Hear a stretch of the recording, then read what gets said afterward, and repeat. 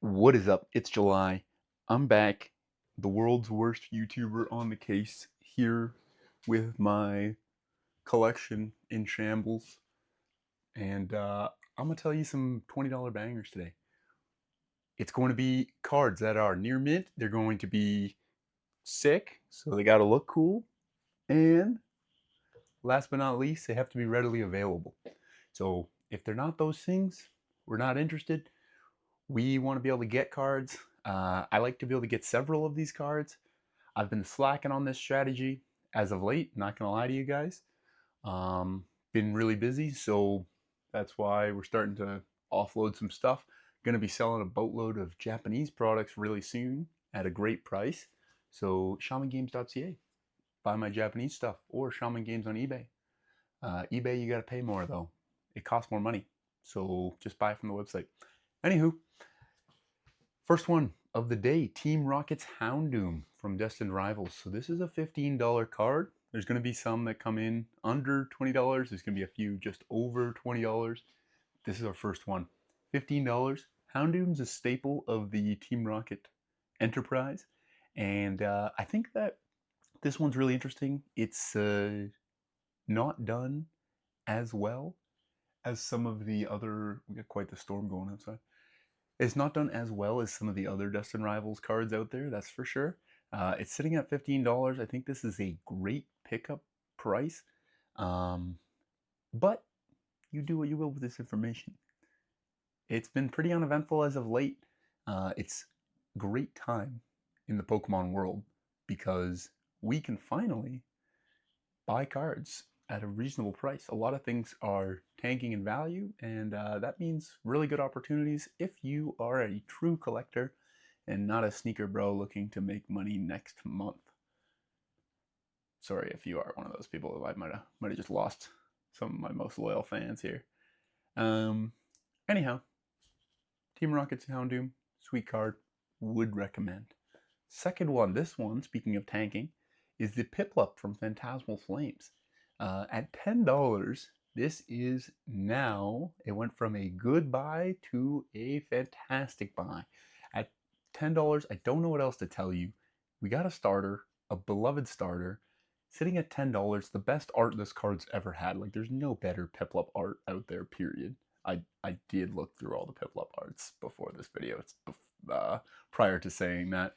Piplup has been lacking over time with arts, but I do feel like it's a well-loved Pokemon, and it's a cutie pie. So it's important that you do not sleep on the cute factor of Pokemon. They do indeed uh, go a long way. That doesn't make any sense. Cards that are cute do well. I recently called out the Emolga from White Flare prior to it, whatever, doubling in price or maybe more. I'm not some wizard. It's just Emolga's cute. All right, that's all there is. Sometimes you don't need to overdo this stuff. Um, anyhow, going into the next one. Speaking of something cute, we have the Froakie from Chaos Rising. I think you're getting to a point where this is a great card to buy. I don't know that this is necessarily the exact moment in time to be buying it. It could be better a couple months from now. But I'm choosing it because Pitch Black obviously just came out. I think the attention is going to shift away from Chaos Rising, which it hasn't had a crazy amount of attention anyways, but it's going to shift away what little attention it does have. So potentially over the next week or two, we're going to see this card continue to come down a little bit. But again, starters that are cute, like, just get them. If you're in this for the long run and you want to have some cards that look cool that you can throw in a binder in a hard sleeve and just take a look at every now and then and have them appreciate, this is a fantastic example of that.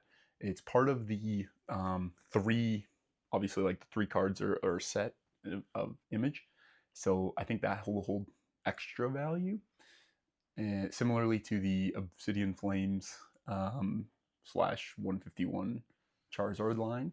Obviously, I'm not ignorant to the fact that Greninja is not Charizard in terms of popularity, but this being at $10 long term just doesn't sound realistic to me. Next one on our list, said it before, we'll say it again, we'll continue saying it until I'm blue in the face and you're sick of looking at me. Clefairy from Perfect Order. I'm not going to go on too long for this one. You got a needle in a haystack, so to speak, of this is just not a good set. Um, I don't particularly care for the Meowth, so I'm partially biased to this. I don't particularly care for the Zygarde. Um, this just is uh, Paradox Rift um, times two. This is the next Paradox Rift. There's you have now this Groudon equivalent in this Clefairy is what I think is happening. You have these SIRs that are ahead of it for the time being, but eventually people will realize they don't care about the Zygarde. They don't actually care about the Meowth. I do think the Meowth is being propped up in some capacity by the playability of it, and I know people will. I am from the playing background. There are a lot of people that like to drip out their deck to do max rarity and those types of things who play the card game.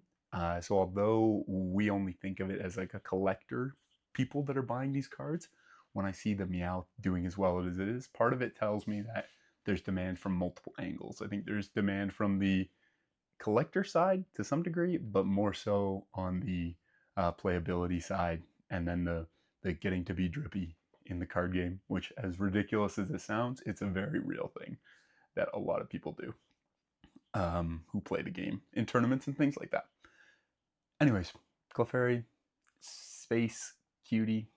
Don't know what to tell you. This card's gonna do absolutely wonderful over time. I would get your hands on at least one of these. If you want more, get more. If you don't. If you're just here to hang out, hi. And then next one, going right into it, is Cresselia from Shrouded Fable. I actually was making a video to call out this card at a slightly higher price, and then it did a really nice tank for us here. So it's at an exceptionally good price right now. This Cresselia, if you can get it around $23 to $25, I think it's a great buy. I see no reason why you wouldn't want one of these. I When I originally spoke about it in the video that never went out because I got distracted and didn't produce it, this card is so distinct to the set of Shrouded Fable. Like, I think the rest of the set being so dark and ominous versus this area of light and just sheer detail and beauty, I do think it'll be a set defining card further away, like years from now. We'll come back to it. Cresselia is a popular enough Pokemon that this will hold value. It'll hold water over time. Not literally, don't put water in your cards. I think that Cresselia, being the in a set of otherwise unpopular Pokemon, this card being in it just tells me that it's going to sneak up, and it being at $20 or close to it, no brainer in my opinion. Moving on, the Miraidon SIR from Scarlet and Violet base. This card is doing absolutely nothing, and it has been doing absolutely nothing for a long period of time. There's zero urgency, I'm going to be honest, on buying this card right now. Like, you don't need to do it this second. Nor do you for anything else in this video, but anyways, this card is going to be a consistent, steady grow card over history, or over the future, I should say.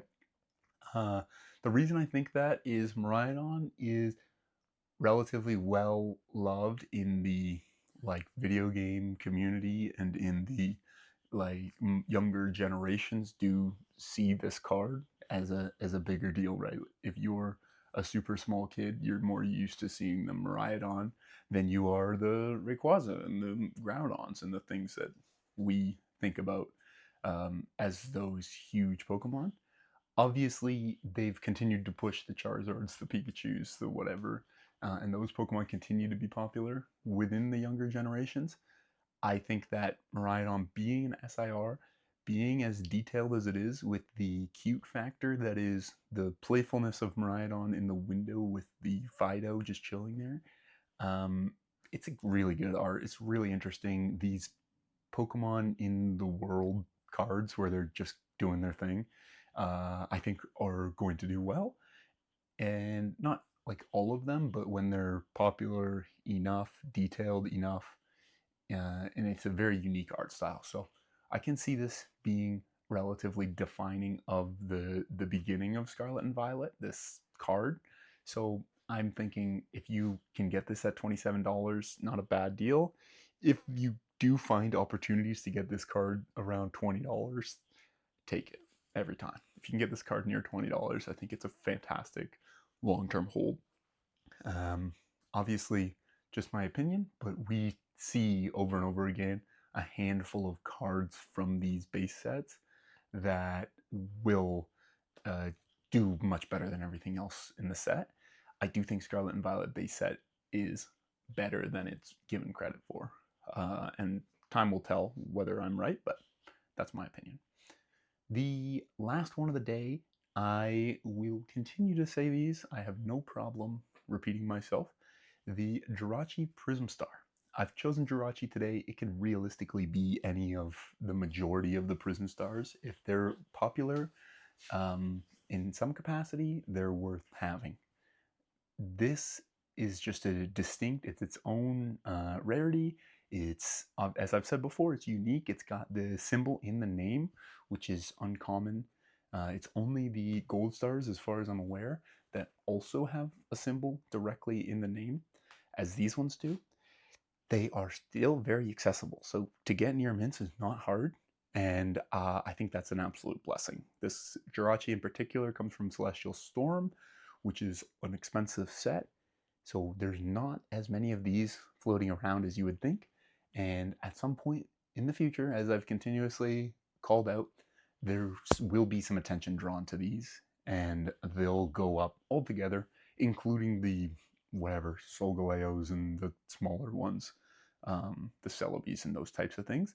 But this Jirachi is just so freaking cute for starters, which is important. We've seen a number of Jirachi cards do quite well from Sun and Moon era and from further in the history of Pokemon, and this is a no-brainer to me. I only have one of these. I'd like more. I've just been focused on work and the business, so I haven't been getting as many of these cards as I would like.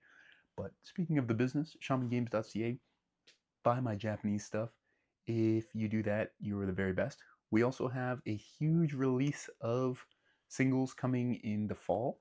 We are figuring our shit out because we don't know what the heck we're doing. We will get you your stuff quickly if you order something, and we're doing our best, but business is complicated. Yeah. No, don't do this shit unless you got a lot of time on your hands. Anyhow, love y'all. Peace.